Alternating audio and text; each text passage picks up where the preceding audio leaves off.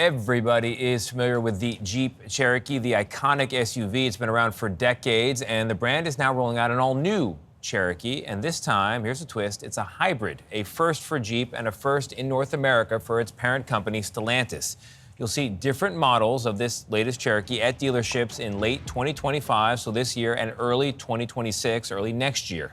Jeep says the price for the most affordable version will start around $37,000. That's pretty low. And by the way, it comes at an interesting time for the auto industry. Financial pressure from President Trump's tariffs on foreign-built cars and auto parts, and a lot of change in the industry. Here to talk about the auto industry at large and the new hybrid Cherokee is Jeep CEO Bob Broderdorf. Bob, great to have you here. Thank you so much for having me.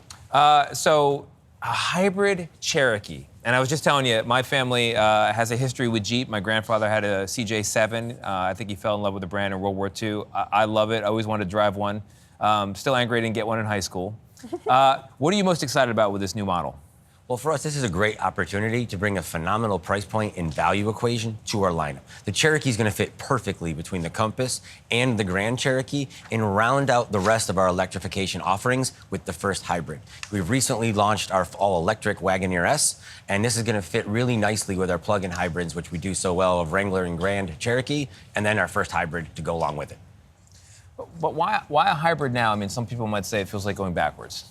Well, the hybrid actually, in just the last 5 years, has increased fivefold in the U.S., and it's actually one of the #1 search terms for customers. So they're certainly interested in the product. It's something where you're going to be able to get that best of both worlds, where you're still going to get great range, but you still don't have the anxiety of maybe a plug or finding that charging infrastructure, which I think people will appreciate. That anxiety is real, by the way. Yeah. So this car is $37,000, which for some people is still very expensive, and now we're facing tariffs. So parts of this car are created in Michigan, but the production happens in Mexico, which is facing, as I know you know, a 25% tariff. How is that affecting the cost of this car? Well, for us overall, first, I mean, being a global brand, we're able to leverage 4 different cars that we make out of this plant, and then leveraging some of the most expensive parts, which is the powertrain, is built in Dundee, Michigan. So for us, we need to find a balance of all of the cars that we can produce and leverage all of the markets globally to maximize the overall margin and keep the price of the car down inside the United States. But if you're making this car, assembling it in Mexico, you're importing it into the United States, that means you have to pay 25% of the parts that the tariff applies to, right? And correct. And then on top of that, are you also paying tariffs on steel and aluminum used as car parts? Yeah, so all of that's going to come into the equation, and obviously, depending on which parts of all the cars that we make at that plant, we're able to find a balance and a value equation where we're still able to offer great prices. And uniquely, even though tariffs has occurred, we've actually repriced and lowered and improved the value equation across Jeep for almost every car that we're making right now, even though tariffs are still hitting our business. So these tariffs are not being passed on to the consumer, are not being added to the price that the car buyer pays? Yeah, in fact, actually for us, I think if you would come back and reshop us in the last 6 months to a year, you would find the value equation on Jeep is actually improved. I'm just one more on this tariff. Yeah, please.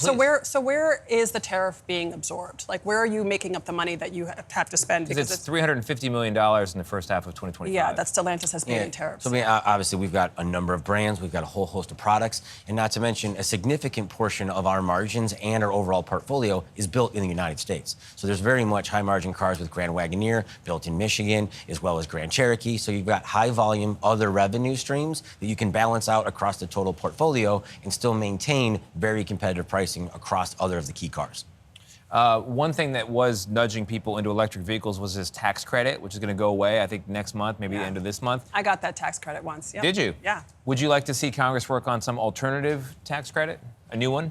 Yeah, there's no question the tax credit has certainly had an impact. I think everybody selling EVs right now has benefited in the last, let's call it the last month. The tax credit ends on September 30th. So what we all want to get to is, what does the new normalization look like? And as customers continue to gain acceptance of the technology and they find the fact that, what's my infrastructure look like? Where can I charge? How does charging work? Anything that we can do to find a common ground to accelerate that technology makes it better for the customer and for us. But the consistency is the key for us.